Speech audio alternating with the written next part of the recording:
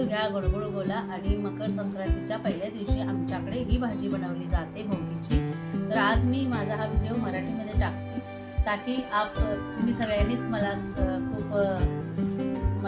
तुम्ही सगळ्यांनी साथ दिली, तशीच माझ्या महाराष्ट्राने पण मला साथ दिली पाहिजे. महाराष्ट्रातल्या लोकांनी पण माझा व्हिडिओ पाहायला पाहिजे. तर मी महाराष्ट्राचे आहे, तर मला असं वाटतं की महाराष्ट्राने पाहावी. तर ही सब्जी मी बनवली आहे भोगीची, जी आज महाराष्ट्रात बनवली जाते संक्रांतीच्या आदल्या दिवशी. तर ही भोगीची सब्जी, तिची रेसिपी मी टाकते. आणि बाजरीची भाकरी, जी मी एक व्हिडिओ टाकला आहे बाजरीच्या भाकरीचा, त्याला तीळ लावलेले आहेत फक्त.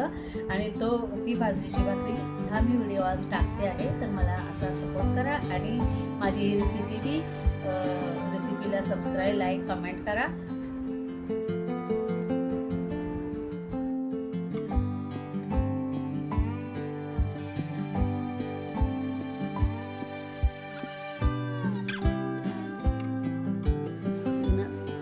ही सब्जी बनवण्यासाठी मी घेतली आहे, भोगीची सब्जी बनवण्यासाठी लाल ही पालक असते, महाराष्ट्रामध्ये भेटते ही पालक, पावटा, वाटाणा थोडासा, गाजर, टमाटर, वांगी, बोर आणि घेवड्याच्या शेंग, गाजर. आणि याच्यासाठी आपण मसाला तयार करू. मसाला तयार करण्यासाठी मी सफेद तीळ आणि सुका खोबरं बारीक थोडंसं भाजून घेतलं आहे.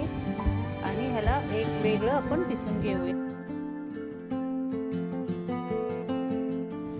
तर हे मी बारीक वाटून बाजूला घेतलं आहे. आणि दुसरीकडे मी लसूण आणि अद्रकची पेस्ट वाटून घेऊया.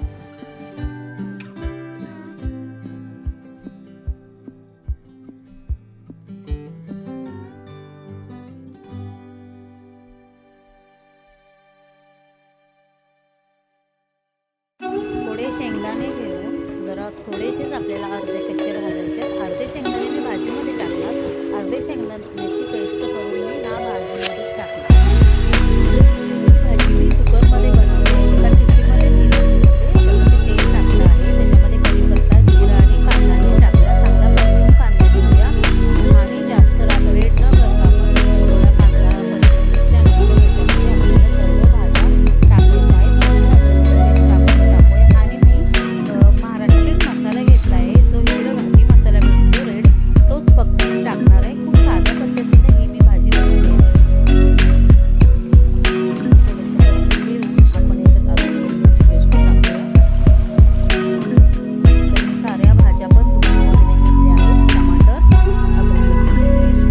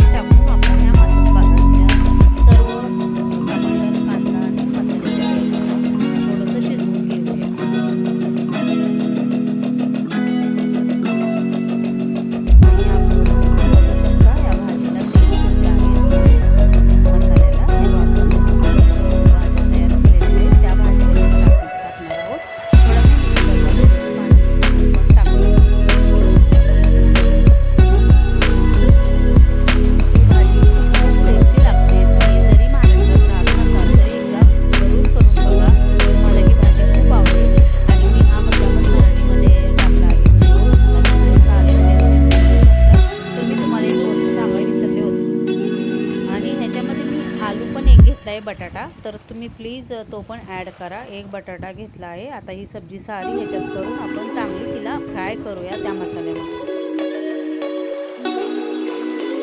तरी आपण ही भाजी हलवत राहूया आणि थोडा वेळ